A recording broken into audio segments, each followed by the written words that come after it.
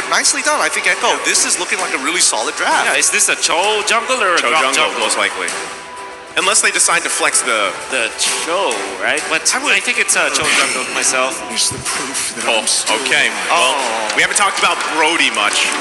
I would say that it's rather 50-50 in terms of Brody alone, right? You really need to be able to scale up. You really need to be able to get your marks off, and then the torn apart memories. The damage can be great, but still, like what we saw, you could say the same thing about Beatrix last game. Damage can be phenomenal, but if you can't actually get in range, you can't get the targets you need to, that's where it struggles. I guess for the side of Rrq Hoshi, they now have to play the Rrq Hoshi way, where they are very aggressive. Don't let this composition coming out from Echo to build up when it comes to the momentum and the farm. Carry will be a problem in the latter portions of the game. They have to make sure that this Brody Karina duo carry should output the damage in the early to the mid game. Well, we're going to find out in just a couple of seconds as we're loading up here. Again, Echo taking the first blood in the series. Best of 5, Land of Dawn beckons. And we're jumping into game number 2. All right, here we go. Let's see how game 2 is going to present itself here, especially with the way the lanes could possibly end up turning around. I'm a little worried because, again, it really depends on where Yawi kind of wants to go. He could technically help out a lane. He could technically instantly look for these invades. But I think overall, it's better to help out that lane because Brody is going to bully Benny QT for a majority of this game. Yeah, how do you feel about that, Wolf? I mean, especially with those matchups, even Carlo Tizzi on this Cho, are they going to get that much value out of it, or are they going to be relying more so on Yawi to just cause havoc? Yeah, I think that Carlo Tizzi is more like he's going to be the frontliner. This Cho will not be like a sniping Cho with those flickers, because this is a retribution Cho. So you're kind of first in, and then Sanford and Yawi will be the ones to kind of give up, find the better targets. For example, Yawi can just skip the front lines, get to the back lines, find Clay, and pressure those backliners for Rrq Hoshi instead of like Cho looking for the better targets. Oh, but up outside, R7 might be in a little bit of trouble. It gets full hit by the power of nature called TZ. He's going to hit 4 off of this. R7 might want to get out of there for now, but Albert on the opposite side of the map already just hitting his level 4, just power farming his way. Let's see how Echo is going to respond as Turtle's coming up in 30 seconds. Yeah, Albert farming quite quickly here, expected with the jungle emblem. Yep, man. Oh, Contizi instantly making the play onto Clay so far, forcing out the flip of it instantly. Albert able to respond. Shadow Dance looking so very good. First blood falls into the hands of Rrq.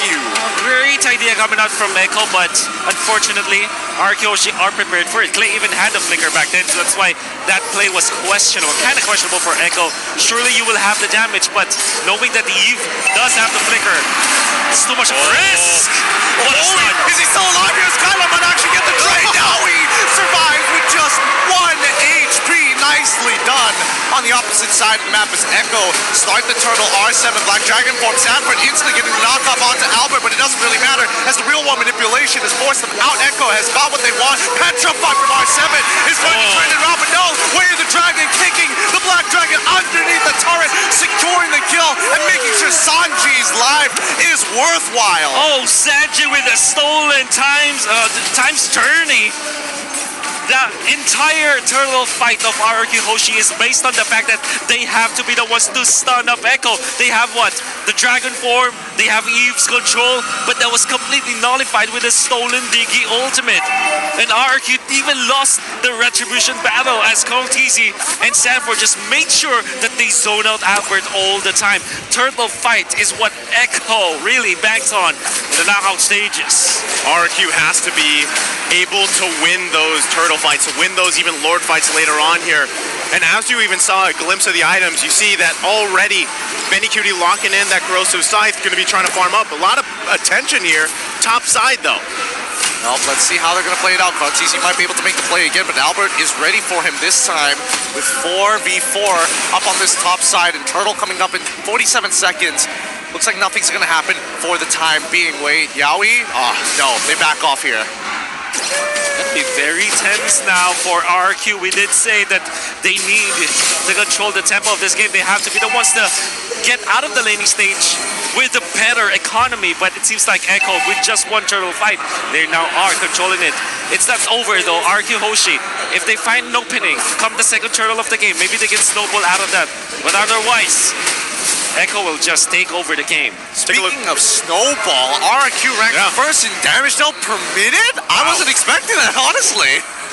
I wasn't either, but even when we got to look at that little hexagon graph thing, I mean, you could, in the stats, you could see that they love those team fights, and even the fact that the journey they've had up to this point, this matchup with Echo, they've had to go against some of those more aggressive teams on the way, right? And so they've kind of adopted this playstyle for RRQ, whether it's that scrappy, aggressive playstyle, or even that utility, kind of objective-based. Now, that's the thing. This is the fight for them, and still, a lot of this focus here on these neutral objectives early on. Turtle, quite low. Yep, so low. Real world manipulation is already up, but the time journey is spent by both sides. Black Dragon form is in. R7's waiting for the opportunity to jump on in for the Petrify. Finds one, instantly comboing with Albert. Shadow Execution's looking so very nice right now, but CarlTZ still has his retribution, looking for an opportunity. Reverse time is going to send him back, but it doesn't matter. They find that turtle. That's exactly what they have to do, right? RRQ, if they can grab a kill, great, but if you can at least get those objectives where you start getting that favor in your advantage, allow yourself to allow Skylar, hell, even Clay, to come online faster this game. That's best case scenario. Let's see how this all goes. Items being picked up here, Wolf. We did say that Rrq Hoshi needed to control that second turtle. They have to take it. We put a lot of emphasis in that, and that's exactly what they did. That's why now they have equalized. They now have the advantage. And this is off of Vin's usage of the ultimate as well as Clay. The angle that he utilized, the real-world manipulation, put Sanford in a very bad spot because Sanford had to use the wild charge. Surely it was able to attack Clay, but of course Clay will not be stunned up, will not be able, his ultimate will not be cancelled because of that.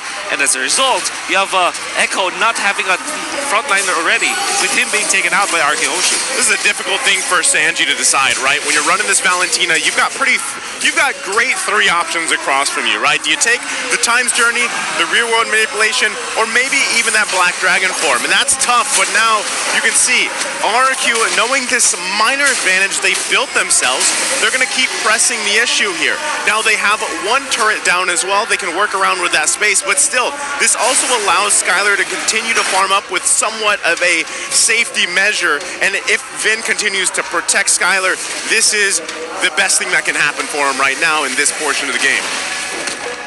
I think for the most part of it, right? Bottom side, R7's got to be careful here. If he jumps on forward, Benny QT is going to kill him. So now they're dividing and conquering. 3 on top side, 2 on bottom. Sanford finds an angle for a flicker wild charge, which almost resulted into a kill. R7 is still alive. Black Dragon form to get on out of there as Tier 1 falls. Tier 2 is the next to drop. Man. I was just about to say, there was a lot of focus of Rrq Hoshi up top lane. If R7 keeps himself alive and defend the turret up down bottom, that will be a favorable trade for Rrq Hoshi. And boy, oh boy, R7. He did not fail us. Even with the flicker usage coming out from Echo, he's able to get out of there.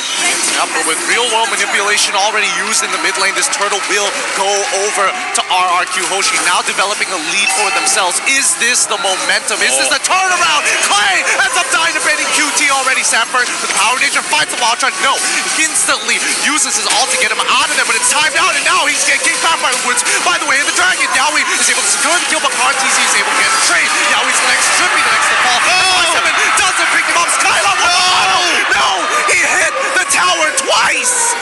That is a disaster there for RRQ. I mean, they found a couple setups and everything else, but they couldn't capitalize to make it even further in their favor, Wolf. Oh, very scrappy fight from both teams. You saw, however, Benny did not scrappy himself, finding Clay even after the flicker. Because of the fact that Clay kind of reacted a split second later than he should, he was taken out by the projectiles coming out from Benny. Eventually, CarlTZ wanted to go for Vin. Yeah, surely they did for some time journey as as well as the flicker, but man, they exchanged for a kill. And KarlTzy dying twice already in this game. That's not good for Echo. Ooh, the damage coming in from Skylar as well. Yeah, picking up right there, that moment before he popped that torn apart memory, he picked up the Malefic Roar. You can see it, right? Skylar's in a comfortable position now, has the items that he needs on this Brody, can continue to put pressure wherever he decides to be. You see Vin and Clay parking themselves a lot of times around him because if anyone gets trapped in that death box, it's going to be tough for them to deal with. But still at this point, Rrq now a little bit of a comfortable lead to work with.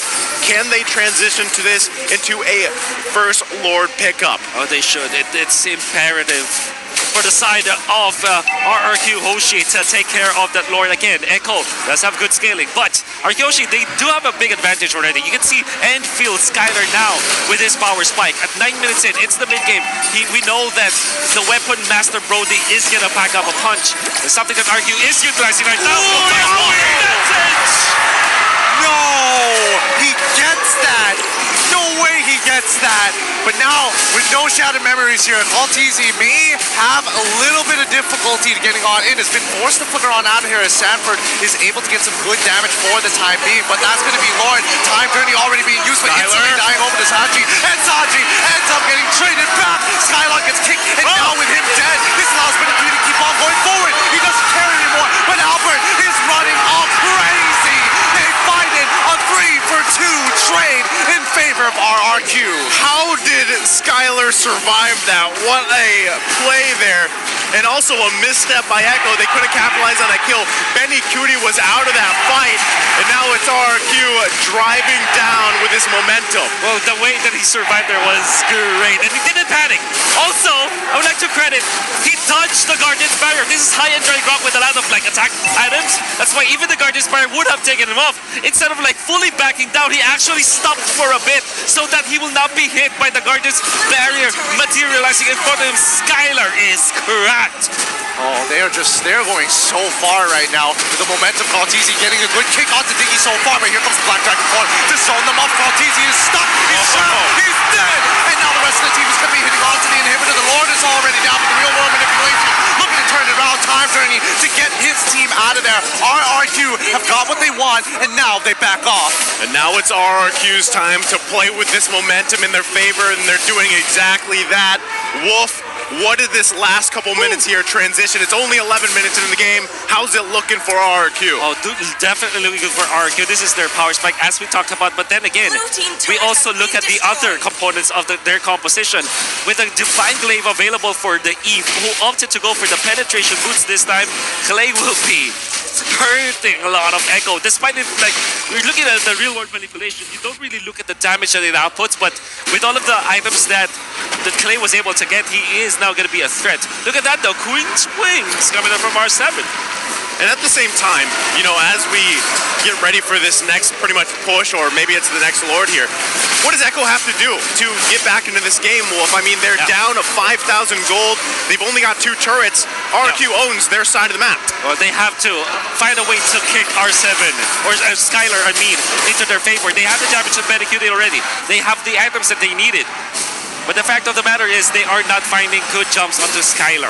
I don't think it's that easy as well. A lot of it really just comes down to KarlTzy and Sanford. They're the only people who can really do it. And even Sanji, whatever he takes, he's going to get punished. The Black Dragon form seems like a good idea, but considering how far ahead Rrq is right now, it's disgusting. The biggest thing that was just picked up here by Benekudi is that Wind of Nature. You mentioned it earlier, Gideon. It's a strong item, right? And that can actually turn the tide of these team fights if they're able to allow Benekudi to stay alive. Conceal play coming out, but they're just kind of scouting around here. They know that they don't have much vision. Wow. You can hear the roar, by the way. Vince Diggy does have Divine Glaive. And with just two time bombs, he's able to put KarlTzy down to 80% HP. That's a tank. This guy's the time bombs.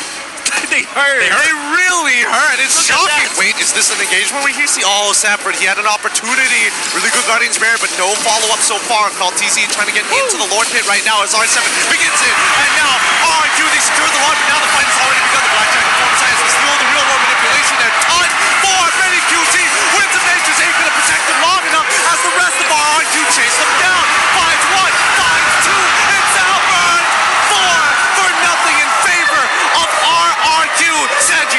hide. Don't show yourself. He's out of here. Skylar almost dying, torn apart. Memories hits. no. And Albert, he wants it. Give it to him. Give it to him, Sanji. 1 HP. He's not done. He heals back up just in time. Man, Albert wanted that kill, man. He was going in deep, but still, it's a push from Rrq. And now the real one manipulation is out to clear the way. Sanford tries his best. No, he gets pulled back. And now the line is in. Maltese tries to